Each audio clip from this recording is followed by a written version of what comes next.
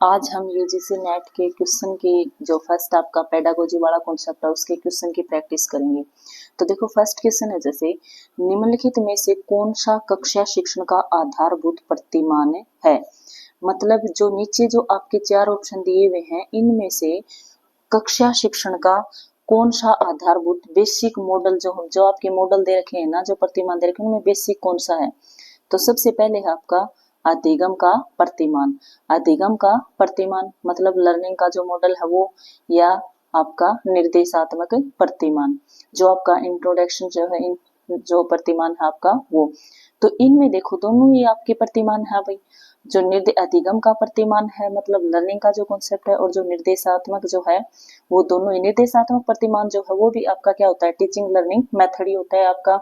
जो आपके टीएलएम होते हैं उनको ही निर्देशात्मक प्रतिमान बोला जाता है कि मतलब किस तरीके से आप किन किन, जब एक शिक्षक जो है वो जब लर्नर्स को पढ़ाता है, जो विद्यार्थियों को पढ़ाता है, तो किन किन की वो हेल्प लेता है, क्या क्या टीचिंग लर्निंग मेथड्स का यूज करता है। तो ये दोनों ही जो इसके मेथड है भाई। तो इसका आएगा उपरोक्त दोनों ए एंड बी। यदि कोई व्यक्ति एक शिक्षक बनना चाहता है तो उसके लिए आधारभूत आवश्यकता क्या है। यदि कोई भी व्यक्ति शिक्षक बनना चाहता है तो जो आपकी साइकोलॉजी है, जो पेडागोजी है, उसके अकॉर्डिंग ये कहता है कि कौन कौन से आधारभूत आवश्यक लक्षण हैं। तो फर्स्टली है जैसे शिक्षण में वास्तविक रुचि। भाई सीधी सी बात है, जिस इंसान की तो क्या होना चाहिए, उसके लिए आधारभूत आवश्यकता क्या है, उसके लिए मेन जो आवश्यकता वो आपकी क्या होगी, शिक्षण में वास्तविक रुचि। भाई शिक्षण में उसकी रुचि होनी चाहिए, क्या ये है।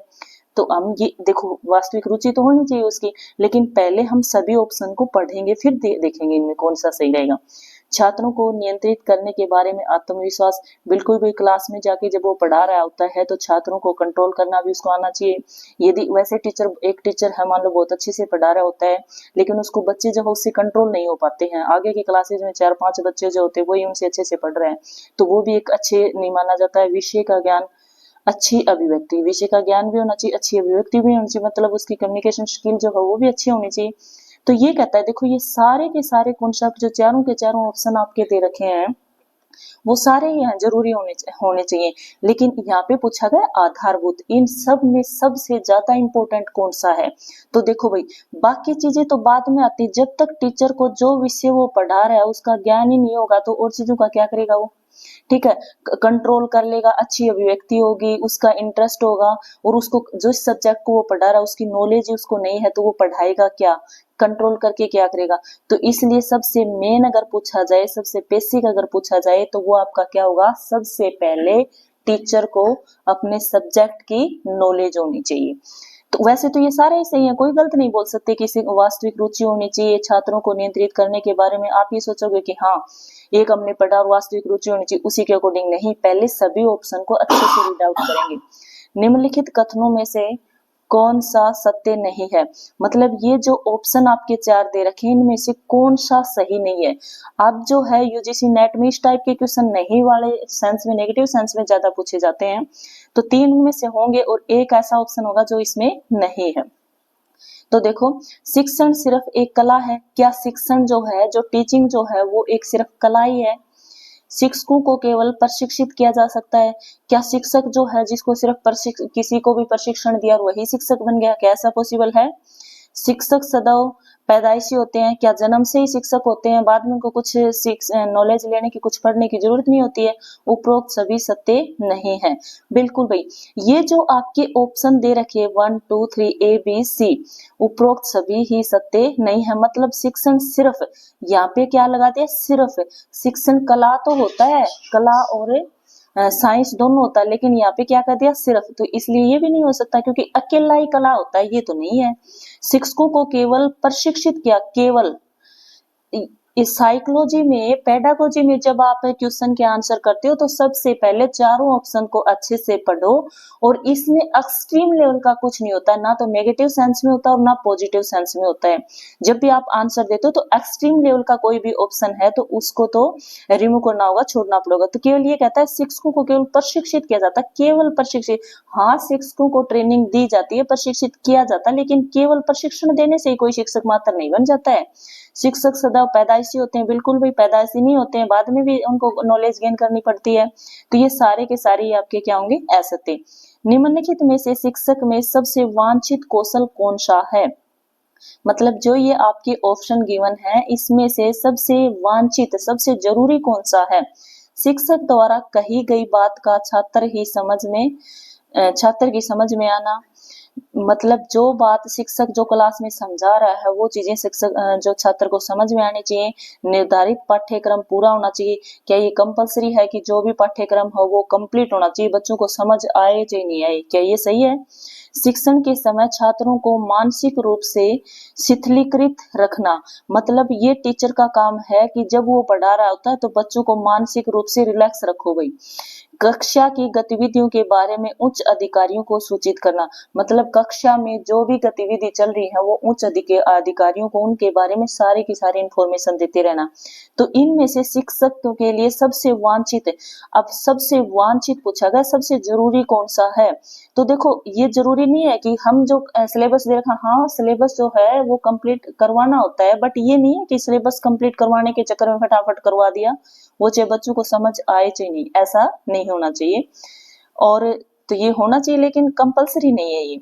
शिक्षण के समय छात्रों को मानसिक, बिल्कुल भाई बच्चे जो हैं, जो शिक्षार्थी जो उनको जब छात्रों को पढ़ाया जा रहा है अध्यापक के द्वारा, तो वो जो है एक्टिव होने चाहिए, आपकी रिलैक्स्ड मूड में हो ये जरूरी नहीं है। उच्च अधिकारियों को इन्फॉर्मेशन देना, तो इसलिए क्या कहता है, शिक्षक द्वारा कही गई बात का छात्र की समझ में आना, मतलब शिक्षक जो समझाना चाहता है, शिक्षक की जो टीचिंग है वो तभी इफेक्टिव मानी जाएगी जब टीचर जो पढ़ा रहा है वो बच्चों को समझ आ रहा है। तो इसलिए सबसे वांछित जो वो क्या होगा, शिक्षक द्वारा कही गई बातें बच्चों को अच्छे से समझ आए। नेक्स्ट आपकी ये जो सूची दे रखी है इसमें एक साइड में आपके शिक्षण के सत्र दे रखे हैं और उसके मुख्य प्रस्तावक दे रखे हैं।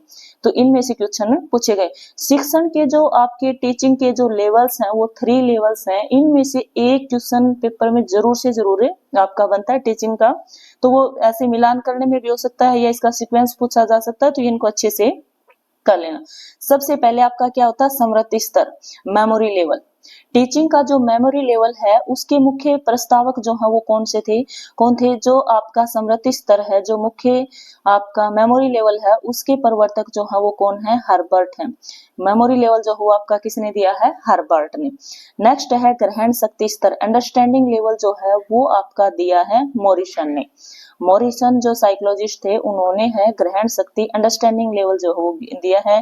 फिर आपका विचारशील स्तर, जो आपका विचारशील स्तर जो है वो आपका हैंट के द्वारा दिया गया है। तो ये आपके नेम आपको अच्छे से याद होने चाहिए कि स्मृति स्तर जो हो किसने दिया है, आपका अंडरस्टैंडिंग लेवल जो है वो आपका किसने दिया है। तो इस तरीके से सभी का आपको पता होना चाहिए। नेक्स्ट है निम्नलिखित में से कौन सा शिक्षण के विभिन्न सत्रों का सही क्रम है। बिल्कुल भी ऐसे इसके सीक्वेंस में भी पूछा जा सकता है।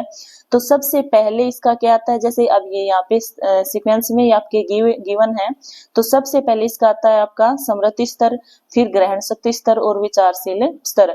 तो मतलब सबसे पहले तो जब बच्चा छोटा होता है, जब उसको पढ़ाना शुरू किया जाता है तो उसको चीजें जो है जैसे 2 + 2 4 होता है, उसको वो चीजें याद करवाई जाती हैं, मतलब उसको इतना समझ नहीं आता, उसकी अंडरस्टैंडिंग लेवल जो है वो ज्यादा नहीं होता है। जब छोटा बच्चा होता है तो उसको ऐसे समझाया जाता है कि 2 + 2 4 होता है, तो वो यही चीजें याद करेगा कि 2 + 2 4 होता है, और 2 मल्टीप्लाई 2 करते हैं तो वो भी आपका 4 होता है। ऐसे ही 3 + 3 करेंगे तो वो क्या होगा, 6 होगा।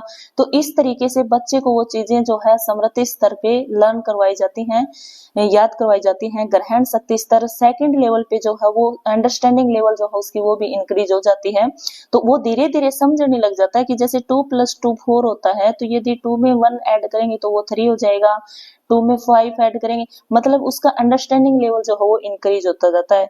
विचरणशील स्तर में जो है वो चीजों को ऑब्जर्व करने लग जाता है, अच्छे से समझने लग जाता है, और उन प्रॉब्लम्स जो उससे रिलेटेड, उसकी क्रिटिकल थिंकिंग जो है वो इंक्रीज हो जाती है, मतलब उससे जो कॉन्सेप्ट उसने समझा है, जो कॉन्सेप्ट उसने पढ़ा है, उससे रिलेटेड कोई प्रॉब्लम्स आती है तो उसका सॉल्यूशन निकालना वो स्टार्ट कर देता है। निम्नलिखित में से कौन सा शिक्षण के विभिन्न स्तरों का, तो सबसे पहले ये आपका स्मृति स्तर होता है, उसके बाद बोध स्तर होता है और नेक्स्ट लास्ट जो है वो आपका क्या होता है, चिंतनशील स्तर होता है। तो फर्स्ट इसका आंसर करेक्ट है। नेक्स्ट है, निम्नलिखित में से कौन सा शिक्षण अधिगम प्रक्रिया में स्वतंत्र चर है। मतलब जो आपकी टीचिंग लर्निंग प्रोसेस होता है उसमें जो आपके सतर होते हैं, जो चर होते हैं, उनमें से कौन सा चर स्वतंत्र होता है। तो आपने देखा होगा कि टीचिंग लर्निंग जो प्रोसेस है उसमें आपके कौन कौन से सतर हैं। तो जो टीचिंग लर्निंग आपका प्रोसेस है, एडम ने जो है उसके 2 ध्रुवीय जो आपके टीचिंग लर्निंग के प्रोसेस दिए थे वो क्या थे, उसने सिर्फ और सिर्फ टीचर और लर्नर को लिया था, ठीक है। लेकिन जॉन डीवी जो है काफी अच्छा कॉन्सेप्ट है, इसको आपको अच्छे से रखना है याद है। जॉन डीवी जो है आपका, जॉन डीवी, उसने जो है ये आपके 3 ध्रुव दिए थे, 3 ध्रुव दिए थे टीचिंग लर्निंग के। टीचिंग लर्निंग के 3 ध्रुव जो है उसमें ये कहा था, एक टीचर होता है आपका, और दूसरा जो है लर्नर होता है, और थर्ड जो है आपका पाठ्यक्रम जो है वो भी होता है, करिकुलम जो है वो भी होता है। तो 3 ध्रुव होते हैं, तीनों मिलके जो काम है करते हैं। तो इन तीनों ध्रुव में जो है सबसे स्वतंत्र चर जो है वो कौन होता है, शिक्षक होता है। स्वतंत्र चर जो है वो क्या होता है, शिक्षक होता है, क्योंकि शिक्षक ही जो है वही डिसाइड करता है कि क्या पढ़ाना है, आज कौन सा कॉन्सेप्ट जो है तैयार करके जाना है, कौन सा उसमें कौन सी यूनिट करवानी है, कैसे करवाना, क्या नहीं करवाना। तो वो शिक्षक जो है वो स्वतंत्र होता है। निम्नलिखित में से कौन सी विधि प्रत्येक शिक्षक द्वारा प्रयोग करनी चाहिए। ये कहता है कि इनमें से कौन सी ऐसी विधि है कि प्रत्येक शिक्षक के द्वारा क्लास में जब वो पढ़ाने के लिए जाते हैं बच्चों को, तो उनको कौन सी ऐसी विधि है जिसका हर एक टीचर को यूज करना चाहिए। तो क्या होता है, फर्स्ट जैसे विश्लेषणात्मक, संश्लेषणात्मक, संश्लेषणात्मक, विश्लेषणात्मक, केवल विश्लेषणात्मक, केवल संश्लेषण, एनालिटिकल, सिंथेसिस, सिंथेसिस, एनालिटिकल। तो मतलब क्या हुआ इनका, एनालिटिकल या सिंथेसिस जो है, एनालिटिकल का मतलब क्या होता है कि कोई भी कॉन्सेप्ट है उसको आप छोटे छोटे पार्ट्स में डिवाइड कर दो। तो कोई भी टीचर है वो सबसे टीचर के लिए बेस्ट जो पढ़ाने का तरीका वो यही होता है कि जब भी जो भी पार्ट होता है, जो भी कॉन्सेप्ट होता है, उसको छोटे छोटे टुकड़ों में, छोटे छोटे यूनिट्स में डिवाइड करके बच्चों को अच्छे से समझाएं। और फिर जब उनको वो सारे का सारा कॉन्सेप्ट क्लियरली समझ आ जाता है, उसके बाद उसको फिर से कलेक्ट कर दे, सिंथेसिस कर दे, उसका जो है संश्लेषण कर दे, फिर उसको इकट्ठा करके समझाए। तो सभी ये फर्स्ट जो आपका यही आंसर होगा। कोई भी टीचर हो उसको क्लास में इसी जो विधि है इसका प्रयोग करना चाहिए। पहले जो यूनिट्स हैं उनको, जो भी टॉपिक है उसको छोटे छोटे पार्ट्स में डिवाइड कर देना चाहिए, उसको डिवाइड पार्ट्स में उसके हर एक पार्ट को अच्छे से समझा के फिर उसको सिंथेसिस कर देना चाहिए, उसका संश्लेषण कर देना चाहिए। नेक्स्ट आपका सूची 1 के साथ सूची 2 का मिलान कीजिए। तो इसमें शिक्षण के सूत्र दिए हुए फर्स्ट में आपके और नेक्स्ट में आपके मुख्य प्रतिपादक दिए हुए। तो एक क्वेश्चन ऐसे आने के चांसेस हैं भाई इस टाइप से मिलान के। तो इसके सूत्र या प्रतिपादक जो हैं वो अच्छे से आप याद कर लेना। फर्स्टली है जैसे संपूर्ण से अंश की, संपूर्ण से अंश की जो वोल का कॉन्सेप्ट था आपका, एट द वोल का, एट द वोल का कॉन्सेप्ट तो जो था वो आपका गेस्टाल्टवादियों की देन है भाई। गेस्टाल्टवादी जो थे उन्होंने है आपका संपूर्ण से अंश मतलब एट द वोल का कॉन्सेप्ट दिया था। जो गेस्टाल्टवादी वैज्ञानिक थे वो ये कहते थे कि जब भी आप कुछ सिखाना चाहते हो लर्नर्स को, तो आप पहले जो है पूरी कंप्लीट चीज के बारे में सिखाओ, फिर उसके पार्ट्स की तरफ मूव करो। मतलब यदि आप बच्चे को पेड़ के बारे में, यदि आप बच्चे को टहनियों के बारे में सिखाना चाहते हो, तो गेस्टाल्टवादी ये कहते हैं कि पहले बच्चे को पेड़ के बारे में बताओ कि ये पेड़ है, इसके ये तने हैं, इसके ये ऐसे पेड़ हैं, इसमें फिर ये आपके ऐसे टहनियां हैं और ये इसके पत्ते हैं। तो गेस्टाल्टवादी ये कहते हैं कि जब आप कुछ भी लर्नर को सिखाते हो, कुछ भी छात्र को सिखाते हो, तो उसमें एट द होल का कॉन्सेप्ट लेके चलो, पूरी कंप्लीट चीज को सिखाओ और फिर उस पार्ट की तरफ लेके जाओ। तो इसलिए संपूर्ण से अंश का कॉन्सेप्ट जो वो किसने दिया था, गेस्टाल्टवादी ने। फिर है स्व अध्ययन। स्व अध्ययन मतलब सेल्फ स्टडी। सेल्फ स्टडी का कॉन्सेप्ट जो है, बच्चों को सेल्फ स्टडी करनी चाहिए, सेल्फ स्टडी का मौका देना चाहिए, वो किसने कहा था, डाल्टन ने। ये कॉन्सेप्ट जो है आपका डाल्टन ने। भावना का प्रशिक्षण, भावना का प्रशिक्षण जो है वो मॉन्टेसरी और फ्रोवेल के द्वारा गिवन है, मॉन्टेसरी और फ्रोवेल के द्वारा। तो इस तरीके से ये आपके हुए। नेक्स्ट है, निम्नलिखित में से कौन सा कथन शिक्षण की प्रकृति को दर्शाता है। ये कहता है कि यदि आपके जो नीचे ऑप्शन गिवन है इनमें से ऐसा कौन सा ऑप्शन है जो शिक्षण के नेचर को दर्शाता है। फर्स्टली है यह एक कला है, बिल्कुल भाई सारे पढ़ के देखते हैं हम क्या है, यह एक विज्ञान है, बिल्कुल शिक्षण जो है वो कला भी होता है और विज्ञान भी होता है। यह विज्ञान एवं कला दोनों है, यह न तो कला है और न ही विज्ञान है। तो याद रखना शिक्षण जो है वो एक नहीं, विज्ञान और कला दोनों ही है, इसलिए इसका सी ऑप्शन जो है वो होगा। विज्ञान मतलब एक सिस्टमेटिक तरीके से स्टडी करते हैं और कला हमें अच्छी तरीके से उन चीजों को कला जो है उस ज्ञान को प्रॉपर तरीके से सिखाने के ऊपर फोकस किया जाता है। और विज्ञान मतलब उसमें आपके जो प्रॉपर तरीके से रूल रेगुलेशन जो है वो इसमें होते हैं। नेक्स्ट है, निम्नलिखित में से कौन सा क्रम शिक्षण के 3 सत्रों को दर्शाता है। ये कहता है कि जो आपका यही क्वेश्चन फिर आपका इस तरीके से भी पूछा जा सकता है कि जो शिक्षण के सत्र हैं आपके तीनों, उनमें सबसे फर्स्ट नंबर पे कौन सा सत्र होता है और सेकंड पे कौन सा होता है और लास्ट में कौन सा सत्र जो आपका होता है। तो ये 4 दे रखे हैं भाई, आपको पता है शिक्षण के 3 ही सत्र हैं, तो इनमें से एक तो है ही नहीं। तो फर्स्टली देखो शिक्षण का समृद्धि स्तर बिल्कुल होता है, शिक्षण का बोध स्तर ये भी हमने पढ़ा था, समृद्धि स्तर मेमोरी लेवल, आपका अंडरस्टैंडिंग लेवल और चिंतनशील स्तर। तो ये जो शिक्षण का पेडागोजिकल स्तर जो है, ऐसा तो कोई शिक्षण का स्तर होता ही नहीं है, तो फोर्थ ऑप्शन वैसे ही नहीं है। तो जिस ऑप्शन में फोर्थ ऑप्शन गिवन है ना, वो तो अपना वैसे ही कट गया, तो ये कट हो चुका है, ये कट हो चुका है, ये कट हो चुका है, सीधी सी बात है, डायरेक्ट दिया हुआ है। तो आप कोई भी क्वेश्चन जब आप करते हो एलिमिनेशन जो है उस टेक्निक को यूज करोगे कि जो ऑप्शन आपका हो नहीं सकता है वो जिस आंसर में वो ऑप्शन दे रखा है पहले तो उसको हटा दो, क्लियर कट आपको आंसर पता चल जाएगा। तो इसमें क्या होता है, शिक्षण का पहले समृद्धि स्तर होता है, फिर बोध स्तर होता है, फिर चिंतनशील स्तर होता है। नेक्स्ट आपका, निम्नलिखित में से शिक्षण में कौन सा मुख्य परिवर्तन आधुनिक समय में मुख्यतः देखने को मिलता है।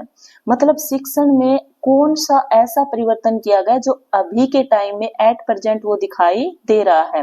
तो क्या चेंजेस जो है वो शिक्षण में आपके हो रहे हैं। ये शिक्षार्थी केंद्रित होती जा रही है, भाई देखते हैं आगे क्या क्या ऑप्शन दे रखे हैं। ये प्रशिक्षु केंद्रित होती जा रही है, ये समूह केंद्रित होती जा रही है, उपरोक्त में से कोई नहीं। तो ऐसा तो है नहीं, पर शिक्षार्थी केंद्रित है। अब देखो पहले क्या होता था कि टीचर्स जो हैं, जो भी टीचर्स के द्वारा करवाया जाता था वही किया जाता था, लेकिन अब धीरे धीरे जॉन डेवी ने जो कॉन्सेप्ट दिया है उसके बाद से ये कहा जा रहा है कि बच्चे क्या पढ़ना चाहते हैं, किस तरीके से पढ़ना चाहते हैं, तो शिक्षार्थी केंद्रित है। जो आपका अध्यापक जो है प्रशिक्षक केंद्रित से शिक्षार्थी केंद्रित की तरफ मूव होती जा रही है। बच्चों को फ्री छोड़ो, वो क्या इंटरेस्ट लेते हैं, क्या करना चाहते हैं, उनके ऊपर ही छोड़ देना चाहिए, उसी के अकॉर्डिंग जो है आपका जो अध्यापक के द्वारा किया जाना चाहिए। तो आज के टाइम में टीचिंग जो है वो शिक्षार्थी केंद्रित होती जा रही है। जब शिक्षार्थी आत्मनिर्देशित है, सेल्फ डायरेक्टेड होता है, तो ऐसी स्थिति को दर्शाने के लिए निम्न में से कौन से शब्द का प्रयोग किया जाता है। सेल्फ डायरेक्टेड, तो आपने कॉन्सेप्ट पढ़ा होगा कि जब शिक्षार्थी जो है वो आपके इसमें जैसे आपका पेडागोजिकल और एंड्रोगोजिकल दूरस्थ शिक्षा ये दिए हुए हैं, तो आपका एक है पेडागोजिकल और एक है एंड्रागोजिकल। पेडागोजिकल क्या होता है और एंड्रागोजिकल क्या होता है। पेडागोजिकल जो है वो होता है जिसमें आपका प्रशिक्षक केंद्रित होता है, पेडागोजिकल प्रशिक्षक केंद्रित होता है, और एंड्रागोजिकल जो है वो आपका शिक्षार्थी केंद्रित होता है। तो सेल्फ डायरेक्टेड मतलब आत्मनिर्देशित, खुद की मर्जी से वो जैसे चाहते हैं खुद से डायरेक्ट होते हैं, खुद से डायरेक्शन डिसाइड करते हैं, तो वो क्या होगा, एंड्रागोजिकल। क्या होगा, एंड्रागोजिकल। पेडागोजिकल जो है, पेडागोजिकल वो क्या होता है, जो आपके प्रशिक्षक केंद्रित होते हैं, ये आंग्ल भाषा से जो है, ये पेडागोजिकल जो है इसको आंग्ल भाषा में आपका क्या कहा जाता है, पेडागोगी। और शिक्षण का जो ये पेडागोजिकल है इसको शिक्षण का विज्ञान भी कहा जाता है। और जो एंड्रागोजिकल है, एंड्रागोजिकल जो है आपका ये शिक्षार्थी केंद्रित है। एंड्रागोगिक जो है मुख्यतः ग्रीक भाषा का ये शब्द लिया गया और बाद में जर्मन भाषा से इसको एड्रागोगी जो है वर्ड दिया गया है, ये जो है आपका शिक्षार्थी केंद्रित होता है। इसमें जो है इसको आप सेल्फ डायरेक्टेड भी बोलते हैं, सेल्फ डायरेक्टेड बोलते हैं। इसमें आपका सेल्फ इवेल्युएशन भी होता है, सेल्फ इवेल्युएशन, या इसको अडल्ट लर्निंग नाम भी दिया जा सकता है। तो ये इसके नाम जो है वो अच्छे से लर्न कर लेना भाई क्वेश्चन में। जैसे अब ये सेल्फ डायरेक्टेड दिया हुआ है, तो सेल्फ डायरेक्टेड जो है वो भी किसका आपका एंड्रागोजिकल है, और सेल्फ इवेल्युएशन यदि आता है तो वो भी एंड्रागोजिकल है आपका, और अडल्ट लर्निंग आता है तो वो भी आपका किसको बोला जाता है, एंड्रागोजिकल को। दूरस्थ शिक्षा मतलब डिस्टेंस एजुकेशन जो है, आप सिर्फ एडमिशन लेते हो और पेपर फॉर्म भरते हो, पेपर देने के लिए जाते हो, डेली क्लासेज वहाँ पे नहीं लेनी पड़ती है, तो वो आपकी क्या होती है, दूरस्थ, ये आपका नहीं होता है। तो इसमें आपका बी ऑप्शन जो है वो राइट आंसर होगा। नेक्स्ट है निर्देशात्मक उद्देश्य छात्र के लिए लिखे जाते हैं जिनमें यह बताया जाता है कि छात्रों से क्या उपेक्षित है। निम्न में से कौन सा लक्षण ऐसे उद्देश्यों में होना चाहिए। मतलब निर्देशात्मक उद्देश्य जो है आपके, उसमें छात्रों के लिए लिखे जाते हैं। छात्रों के लिए क्या होता है, उसमें क्या बताया जाता है, कौन सा उपेक्षित है। मतलब छात्र जो है वो विशिष्ट स्पेसिफिक होते हैं, ध्यान देने योग्य, ऑब्जर्वेबल, मापने योग्य, मेजरेबल। जो आपकी निर्देशात्मक उद्देश्य जो छात्रों के लिए लिखे जाते हैं, उसमें ये बताया जाता है कि उसमें स्पेसिफिक विशिष्ट क्या है, क्या उसमें ऑब्जर्व करना चाहिए, क्या वो मेजरेबल होते हैं। तो बिल्कुल सारे के सारे ऑप्शन जो आपके ये होते हैं। निर्देशात्मक उद्देश्य जो है, निर्देशात्मक ये आपका टीचिंग लर्निंग जो मेथड्स हैं, उनमें कौन कौन से आपके टीचिंग एड्स का आप यूज करते हो, कौन से उनके मेथड्स का यूज करते हो। तो इसमें यही होता है कि विशिष्ट क्या है, इसमें ध्यान देने योग्य, ऑब्जर्व क्या करते हो, और मापने योग्य, मेजरेबल क्या है आपका, ये होता है। तो नेक्स्ट जो है आपका 15 का, निम्नलिखित में से कौन से कथन गतिशील शिक्षण वातावरण के संदर्भ में सही है। तो ये कहता है गतिशील शिक्षण वातावरण जो हो उसके संदर्भ में सही है। शिक्षक एक आश्रित चर है और छात्र एक स्वतंत्र चर है। बिल्कुल नहीं भाई, ये तो अभी अभी हम पीछे पढ़ के आए थे क्वेश्चन में कि जो आपका शिक्षक है वो क्या होता है, एक स्वतंत्र चर होता है, ना कि आश्रित चर होता है। तो ये तो आपका गलती है। नेक्स्ट है शिक्षक एक स्वतंत्र चर है और छात्र एक आश्रित चर है, ये सही है। आगे देखते हैं, दोनों शिक्षक और छात्र मध्यवर्ती चर है। बिल्कुल नहीं, गलत है, उपरोक्त में से कोई नहीं। तो इसलिए सेकंड जो है इसका राइट आंसर है, शिक्षक एक स्वतंत्र चर होता है और छात्र एक आश्रित चर होता है। शिक्षक जो है वो स्वतंत्र होता है, उसको कौन सा टॉपिक करवाना, कौन सा कॉन्सेप्ट करवाना है, और छात्र जो है वो आश्रित होता है टीचर के ऊपर, कि उसको कौन सा कॉन्सेप्ट जो है टीचर किस तरीके से करवाता है, कैसे नहीं करवाता है। तो वो टीचर जो है, बच्चा जो है पढ़ने के लिए, सीखने के लिए टीचर के ऊपर आश्रित होता है। निम्नलिखित शिक्षण सत्र में कौन सा सत्र कक्षा के पर्याप्त वातावरण के लिए खुला और स्वतंत्र होना आवश्यक है। तो स्वतंत्र और खुला मतलब उनको फ्री छोड़ दिया जाता है कि कैसे थिंकिंग वो करते हैं। समृद्धि स्तर तो स्टार्टिंग का होता है लेवल बच्चों का, जब उनको चीजें रटवाई जाती हैं, जैसे आपके स्टार्टिंग में जब स्कूल में जाना स्टार्ट करते हैं तब का, तो ये तो नहीं हो सकता। फिर नेक्स्ट आपका बोध स्तर धीरे धीरे अंडरस्टैंड करने लग जाता है। नेक्स्ट खुला और स्वतंत्र जो है वो क्या होता है, चिंतनशील सत्र, मतलब जब उसमें क्रिटिकल थिंकिंग आ जाती है, वो जो है बच्चा इतना सीख लेता है कि इस तरीके की यदि कोई प्रॉब्लम इन फ्यूचर आती है तो उस प्रॉब्लम को कैसे सोल्व आउट किया जा सकता है। तो इसके लिए खुला और स्वतंत्र वातावरण जो वो क्या होगा, चिंतनशील सत्र पे भाई। नेक्स्ट है पाठ्यक्रम शब्द का क्या अर्थ है। कैरिकुलम शब्द जो है आपका, कैरिकुलम वर्ड जो है उसका मीनिंग क्या है। तो देखते हैं, एक शैक्षणिक संस्था के द्वारा अध्ययन के विषय की पेशकश, मतलब किसी एक शैक्षणिक संस्था द्वारा जो अध्ययन के लिए जो विषय दिए जाते हैं, क्या वही कैरिकुलम होता है। शैक्षणिक संस्थानों के द्वारा निर्धारित लक्ष्यों को प्राप्त करने हेतु सीखने और अन्य अनुभवों के आयोजन करना, विभिन्न विषयों में निर्धारित पाठ्यक्रम, व्यवहारिक पाठ्यक्रम और परियोजना शोध प्रबंधन, शिक्षा के स्तर को अर्हता प्राप्त करने के लिए सिद्धांत और व्यवहारिक पाठ्यक्रम पूरा करना। तो देखो ये कहता है कि शिक्षण के संस्थान में जो पेशकश की जाती है कि ये विषय होना चाहिए, ऐसे वही होता है क्या पाठ्यक्रम। ये नेक्स्ट कहता है शैक्षणिक संस्थानों के द्वारा निर्धारित लक्ष्यों, बिल्कुल भी शैक्षणिक संस्थानों के द्वारा जो लक्ष्य निर्धारित किए जाते हैं उनको प्राप्त किया जाता है, और अन्य अनुभवों का और उनसे रिलेटेड अनुभव भी लिए जाते हैं। तो बी ऑप्शन जो है इसका क्या होगा, राइट होगा। संज्ञानात्मक ज्ञान क्षेत्र का वर्गीकरण निम्न में से किसके द्वारा प्रस्तुत किया गया है। जो ये आपके ज्ञान क्षेत्र हैं वो आपका किसने दिया है, ब्लूम जो है, ब्लूम टेक्सोनोमी, ब्लूम का वर्गीकरण, बेंजामिन एस ब्लूम जो है उसने अपनी टेक्सोनोमी दी थी ज्ञान, तो उसमें आपके थ्री थे भाई, क्या थे, थ्री थे। तो उसमें से जो ज्ञानात्मक ज्ञान क्षेत्र जो था, कोग्निटिव डेवलपमेंट जो था, वो आपका किसने दिया था, बेंजामिन एस ने, बेंजामिन एस ने। और जो नेक्स्ट जो था आपका भावनात्मक ज्ञान क्षेत्र, सेकंड जो भावनात्मक ज्ञान क्षेत्र जो था, सेकंड जो है वो आपका भावनात्मक ज्ञान क्षेत्र था, और थर्ड जो है वो आपका क्रियात्मक ज्ञान क्षेत्र या मनोसंचालित ज्ञान क्षेत्र था। जो ब्लूम टेक्सोनोमी जो है उसको 3H से भी डिनोट किया जाता, आंग्ल भाषा में इसे 3H कहा जाता है। तो इससे रिलेटेड जो जो कॉन्सेप्ट हैं, क्वेश्चन पढ़ने का बेनिफिट तब होता है जो उससे रिलेटेड जो जो कॉन्सेप्ट वो उनको हम रीड आउट करें, ताकि जरूरी नहीं कि जो क्वेश्चन हम यहाँ पढ़ रहे हैं वही same as it is paper में आ जाए, हो सकता है उस कॉन्सेप्ट से रिलेटेड कोई और क्वेश्चन आ जाए। तो इसलिए जो भी कॉन्सेप्ट पढ़ रहे हैं उससे रिलेटेड जो जो कॉन्सेप्ट है आपके, वो हम उनको एक बारी रीड करें। तो इसमें क्या होता है, 3H जो है वो आंग्ल भाषा में 3H का मतलब क्या होता है, आपका हेड होता है ज्ञानात्मक क्षेत्र, और आपका हार्ट होता है भावनात्मक क्षेत्र, और आपका हैंड होता है ज्ञानात्मक या मनोसंचालित ज्ञान क्षेत्र। तो इस तरीके से, तो ये संज्ञानात्मक ज्ञान क्षेत्र जो है वो आपका बेंजामिन एस ब्लूम के द्वारा दिया गया। 3H जो है वो हैंड, हार्ट और हेड है। निम्नलिखित में से कौन सा शब्द पहले से सीखी गई सामग्री का उपयोग करने को प्रतिबिंबित करता है, मतलब ये जो ऑप्शन दे रखे इनमें से कौन सा ऐसा शब्द है जो पहले से सीखा हुआ ज्ञान है, पहले से सीखी हुई सामग्री उसका प्रयोग करता है। तो कॉन्सेप्ट, कॉन्सेप्ट तो मतलब कोई कॉन्सेप्ट आप कर रहे हो, नया ज्ञान सीख रहे हो, तो ये तो नहीं हो सकता, ये तो पहले से सीखे वाले के बोल रहे हैं। नेक्स्ट है आपका अनुप्रयोग, देखते हैं नॉलेज एनालिसिस।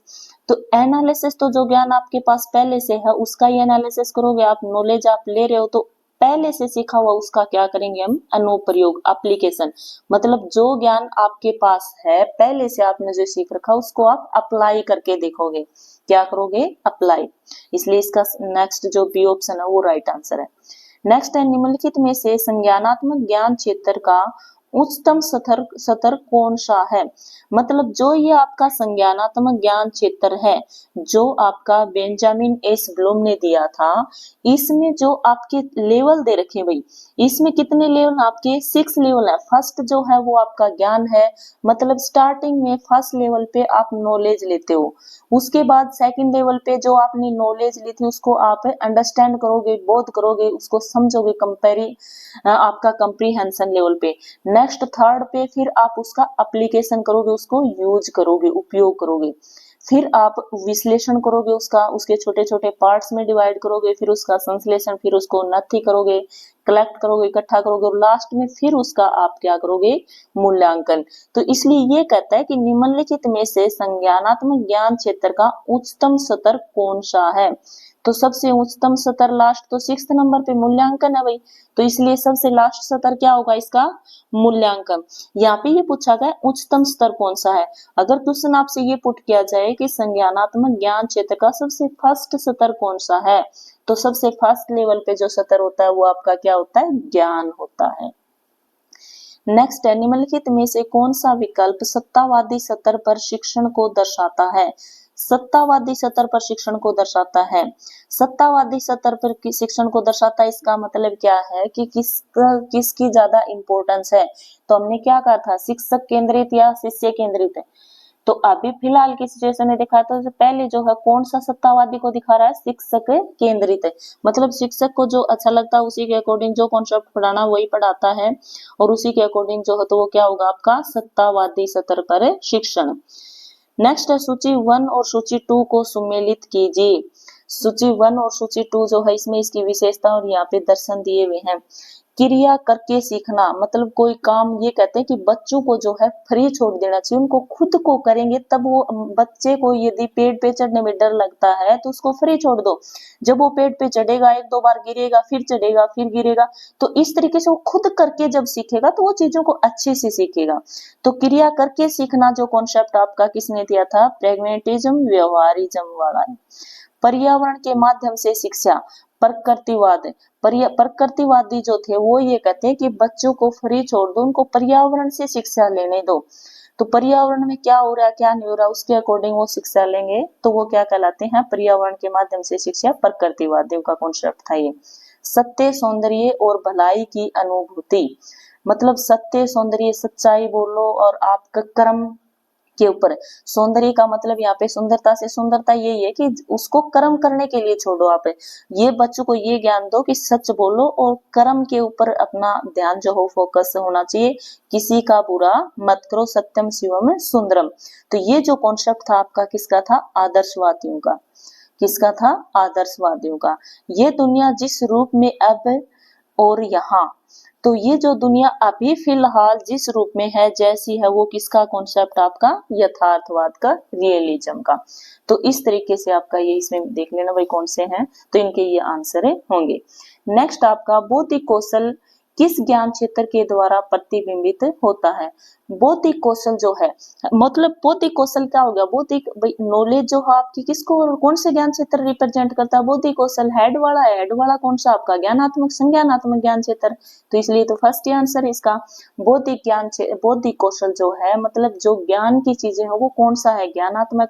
जो भावनात्मक से रिलेटेड है वो आपका जो भाव वगैरह है वो किसमें होंगे, भावनात्मक क्षेत्र में। और जो एक्टिविटी जो आप साइकोमोटर है जो आप काम करते हो वो आपका किसमें होगा, क्रियात्मक क्षेत्र में।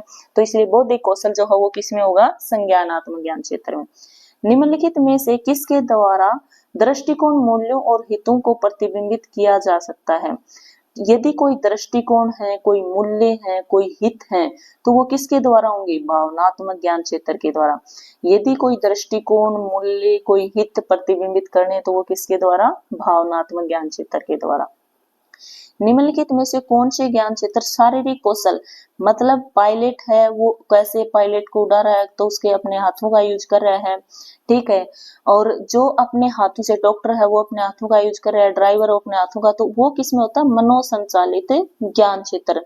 तकनीकी कौशल मतलब वो खुद करके अपने हाथों से काम जो है वो कर रहे हैं, तो वो क्या होगा, मनोसंचालित ज्ञान क्षेत्र। आज हम 25 क्वेश्चन डिस्कस करेंगे। धन्यवाद।